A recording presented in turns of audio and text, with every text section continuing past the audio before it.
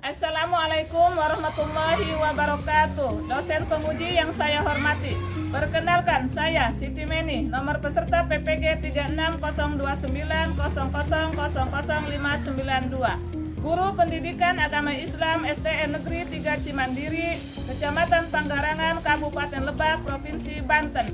Sebagai mahasiswa PPG dalam jabatan batch 1 tahun 2025 di Universitas Islam Negeri Sultan Maulana Hasanuddin Banten.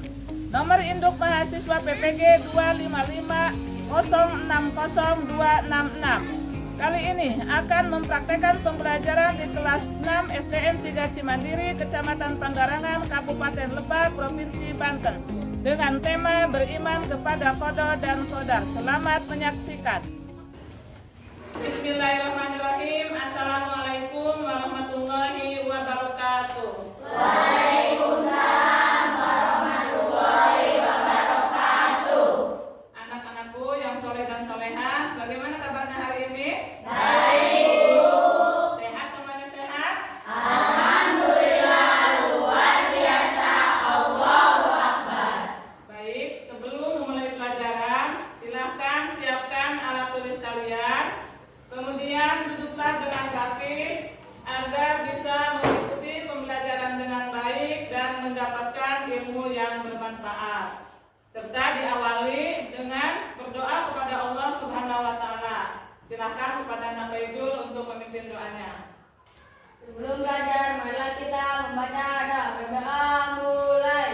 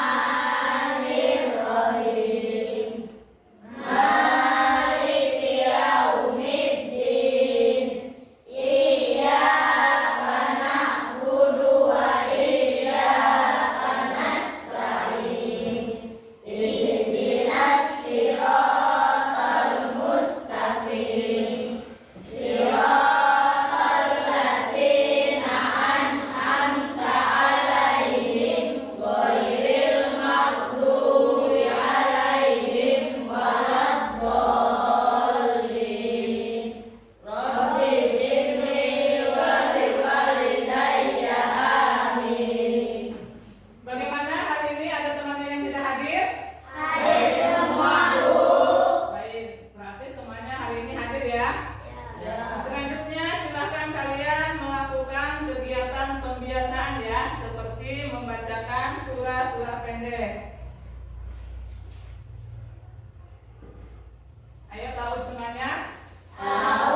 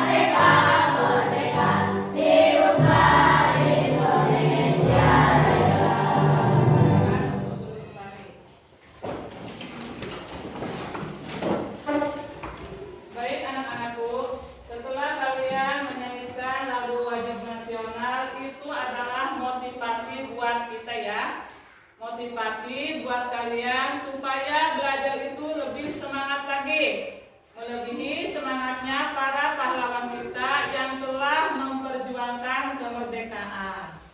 Nah, sebelum belajar, sekarang Ibu punya tepuk PAI ya. Tepuk PAI. Iman, Islam, Ihsan, PAI selalu yakin sukses mulia insya Allah. Baik anak-anak besar kalian, minggu lalu kita telah belajar tentang makna beriman kepada qada dan qadar. Ada yang tahu apa yang dimaksud dengan qada? Jawab Putri. Qada berarti hukum ketentuan, ketetapan, kehendak, pemberitahuan, dan pencipta. Sedangkan menurut istilah, qada merupakan ketentuan atau ketetapan Allah Subhanahu wa Ta'ala terhadap makhluknya sejak zaman azali. Iya. Qada secara bahasa berarti kepastian, pertukaran, dan ukuran. Sedangkan menurut istilah, qadar merupakan perwujudan dari qada ya atau ketetapan Allah Subhanahu wa Ta'ala yang telah terjadi pada makhluk dalam qadar tertentu sesuai dengan kehendaknya.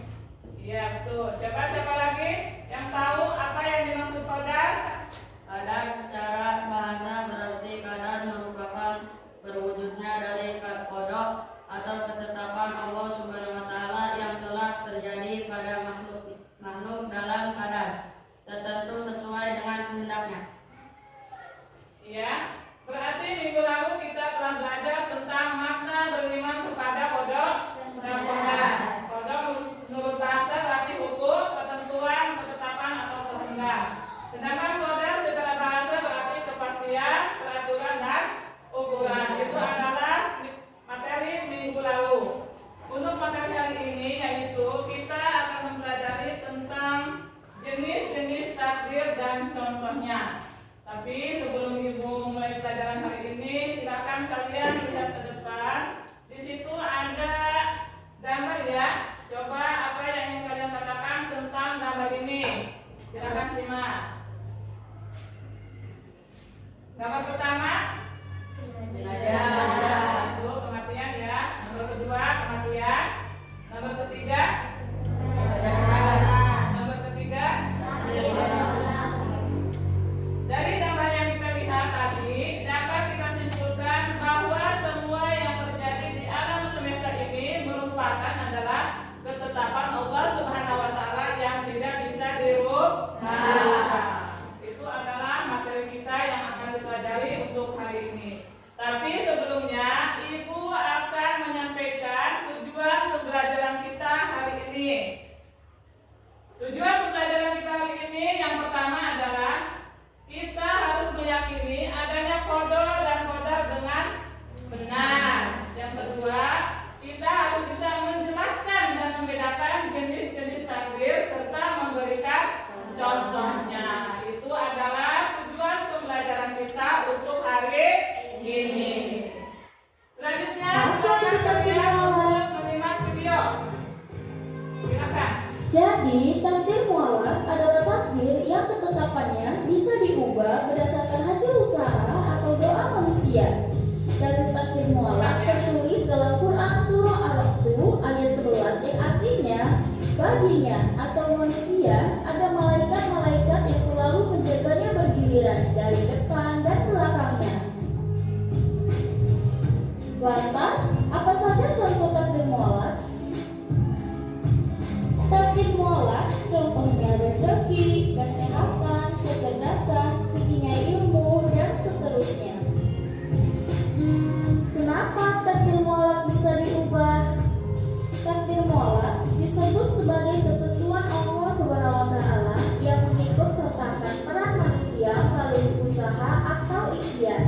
Artinya, takdir mualaf dapat diubah ketetapannya berdasarkan usaha ataupun doa seseorang. Oh, ternyata begitu. Insya Allah, pembahasan ini bermanfaat bagi kita. Amin. Baiklah, mari kita yaitu takdir mubrah. Let's go! Apa itu takdir mubrah? Takdir mubrah menurut bahasa bisa diartikan sebagai ketentuan atau keputusan yang sifatnya sudah tidak bisa dihindari lagi oleh siapapun. Keputusan atau apa saja yang sudah terjadi adalah atas kuasa dari Allah Subhanahu wa Ta'ala. Takdir mubrah berkaitan erat dengan kelahiran dan juga kematian manusia. Adapun contoh takdir mubrah melingkupi jenis kelamin pada bayi, ciri fisik dari bayi, waktu kematian manusia, umurnya manusia, sampai jodoh. Sementara itu, takdir mubrah adalah kebalikan dari takdir mu'allaq. Takdir jenis ini tidak dapat diubah atau sudah pasti akan terjadi. Contohnya kematian seseorang, jodoh seseorang, bencana alam seperti gempa bumi, gunung meletus, dan tsunami, dan lainnya. Nah, bagaimana? Kalian sudah mengerti sekilas dan seputar tentang takdir mu'allaq dan takdir mubrah, bukan? Insya Allah, materi ini berguna bagi kita semua. Bila ada kesalahan dalam ucapan ataupun penulisan, maaf ya sepenuh-penuhnya ya. Baik anak-anakku, setelah kalian menyimak video, Ibu yakin kalian sudah ada gambaran ya tentang materi hari ini. Nah, di sini Ibu akan lebih menerangkan lagi dengan detail tentang materi hari ini, yaitu jenis-jenis takdir. Jenis-jenis takdir itu ada dua macam ya. Yang pertama takdir mubrah, yang kedua takdir mu'allaq.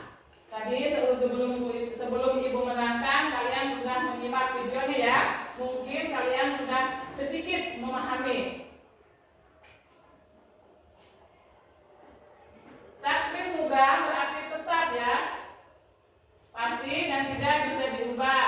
Takdir mubrah berarti ketetapan Allah Subhanahu wa Ta'ala yang pasti akan terjadi sesuai dengan apa yang telah tertulis di Lauhul Mahfuz dan tidak bisa dirubah dengan usaha manusia. Yang keempat, takdir Allah Subhanahu wa Ta'ala yang pasti akan terjadi dan tidak bisa dirubah dengan usaha manusia, antara lain kematian ya. Kematian atau ajal. Setiap manusia telah ditetapkan dan ditentukan batas usianya oleh Allah Subhanahu wa Ta'ala. Namun ajal merupakan sesuatu hal yang menjadi rahasia Allah Subhanahu wa Ta'ala, serta tidak ada seorang pun yang bisa mengetahuinya. Baik, selanjutnya Ibu akan menuliskan tentang contoh takdir mubrah dulu ya. Yang pertama di sini kalian bisa melihat ya. Gambar yang pertama, coba gambar apa itu? Kelahiran. Kelahiran manusia itu sudah ditentukan oleh Allah Subhanahu wa Ta'ala. Contohnya laki-laki atau perempuan itu sudah ditentukan oleh Allah Subhanahu wa Ta'ala dan tidak bisa dirubah oleh manusia. Yang kedua, kematian. Kematian seperti kita. Kematian kita itu tidak bisa dirubah oleh kita sebagai manusia karena sudah ditetapkan oleh Allah Subhanahu wa Ta'ala. Yang ketiga, bencana alam. Bencana alam itu tidak bisa dirubah. Kalau misalkan sudah terjadi, itu tidak akan bisa dirubah lagi. Misalkan dulu pernah ada ya di kampung Pasar Tanyere, ada yang rumahnya terbakar. Kita sebagai manusia tidak akan bisa merubahnya ya, karena itu sudah ketetapan dari Allah Subhanahu wa Ta'ala. Baik, selanjutnya yaitu takdir mu'allaq. Takdir mu'allaq, kata mu'allaq berasal dari bahasa Arab, yakni dari kata mu'allaqun yang berarti tergantung. Nah, yang ini beda ya. Takdir mu'allaq merupakan ketetapan Allah Subhanahu wa Ta'ala yang masih bisa tergantung dengan ikhtiar. Ikhtiar itu apa, Bu? Usaha dengan bersungguh-sungguh dan berdoa manusia, dalam arti lain bahwa Allah Subhanahu wa Ta'ala memberikan ketetapan terhadap makhluknya sesuai dengan apa yang telah diusahakan oleh manusia tersebut. Di sini kalian bisa melihatnya ya. Contoh takdir mu'allaq antara lain rezeki. Seseorang tidak akan mendapatkan rezeki jika seseorang tersebut itu tidak mau berusaha untuk mendapatkan rezekinya. Cara berusaha untuk mendapatkan rezeki, kita dapat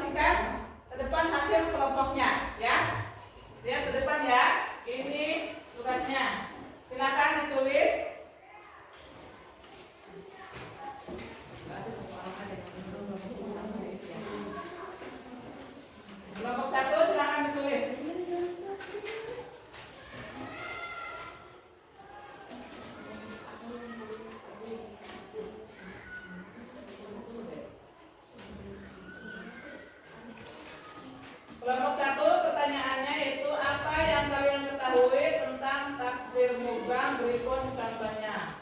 Tadi sudah dijelaskan ya.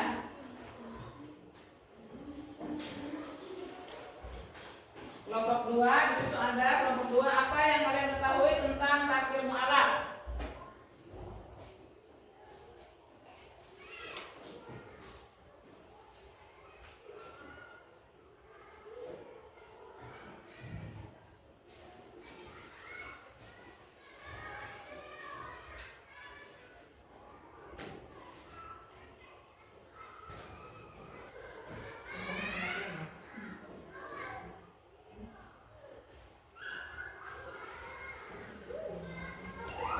Ayo, siapa perwakilan dari kelompok 2 yang mau maju ke depan untuk mempresentasikan hasilnya? Silakan Bu Teh untuk kelompok 2 maju ke depan. Assalamualaikum warahmatullahi wabarakatuh. Apa yang kalian ketahui tentang takdir mu'alaf berikut contohnya? Kata mu'alaf berasal dari bahasa Arab, yakni dari kata mu'alafun yang berarti tergantung. Takdir mu'alaf merupakan ketetapan Allah Subhanahu wa taala, contohnya kesuksesan. Wassalamualaikum warahmatullahi wabarakatuh. Waalaikumsalam warahmatullahi wabarakatuh. Mari kita berikan tepuk tangan. Sekarang silakan Pak Ijul, perwakilan dari kelompok 1 untuk maju ke depan. Apa yang kalian ketahui tentang takdir mubram berikut contohnya? Kematian. Kata mubram berarti tetap pasti dan tidak bisa diubah. Takdir mubram berarti ketetapan Allah Subhanahu wa taala. Tepuk tangan buat ngapain? Baik anak-anakku sekalian, setelah kita mengerjakan tugas kelompok, di sini Ibu akan sedikit memperjelas lagi tentang 2 macam takdir ya. Yang pertama yaitu takdir mubah, yaitu takdir yang tidak bisa dirubah oleh manusia. Contohnya yaitu kematian atau ajal. Yang kedua yaitu takdir mu'alaf. Takdir mu'alaf itu masih bisa dirubah atau ketergantungan, ya. Contohnya yaitu kesuksesan seseorang. Selanjutnya Ibu akan memberikan tugas mandiri ya. Silakan kalian isi masing-masing.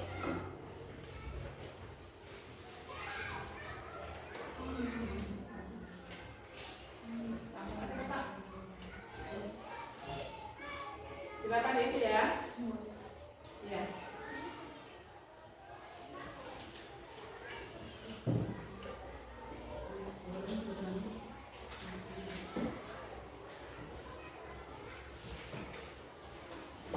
Silakan diisi.